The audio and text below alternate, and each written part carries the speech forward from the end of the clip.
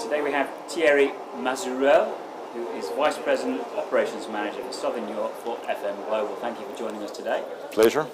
Can we talk a little bit about one of the themes of this year's AMRAE, which is looking at global programs? Yeah. And I'm wondering, how prepared do you think major corporates are in terms of compliance issues and awareness of that from a business perspective? Is that a major problem when they're looking to expand in new territories?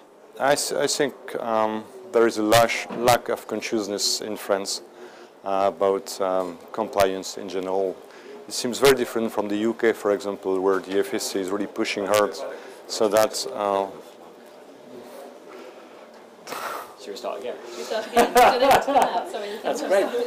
No, that's good because we can... So you will try Masurel again? Ready?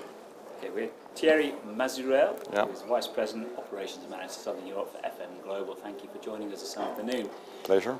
Just want to draw on one of the themes of this year's AMRAE, which is global programs, global business.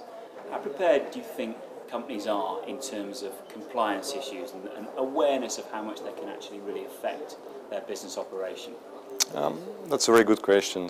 I think in France, corporations in general are not very aware of that problem, not very conscious that this may be an issue. If you look at the UK, for example, the FSA is there, so everybody seems to be highly sensibilized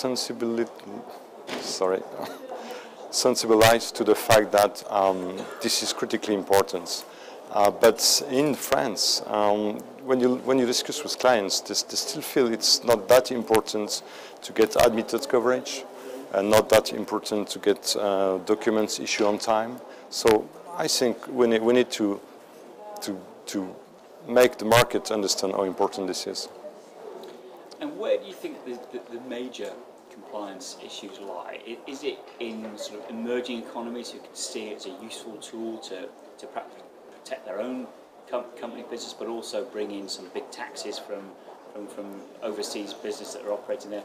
Or is it somewhere like the US, where effectively you've got 50 countries operating in one, and it becomes incredibly complicated to work within there? I think the main problem is some people felt that they've been used to have some non-admitted coverage for years.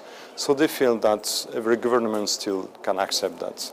But you see more and more governments who need some money, and so they will look much closer at the taxes that they get.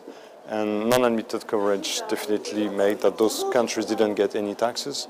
So my view is that really people need to understand that they need admitted coverage in those countries. So for that, they need insurance company who can issue documents in many countries, which we do. I mean, we can issue documents in 110 countries, so that's good for our clients, I guess.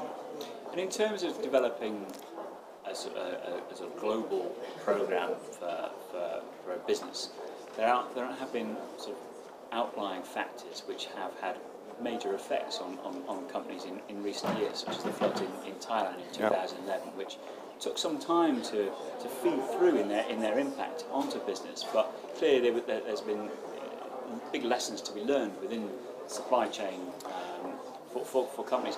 Are you finding that they are learning from that now, that the businesses you deal with, and have programs in place that will create greater business resilience as a result?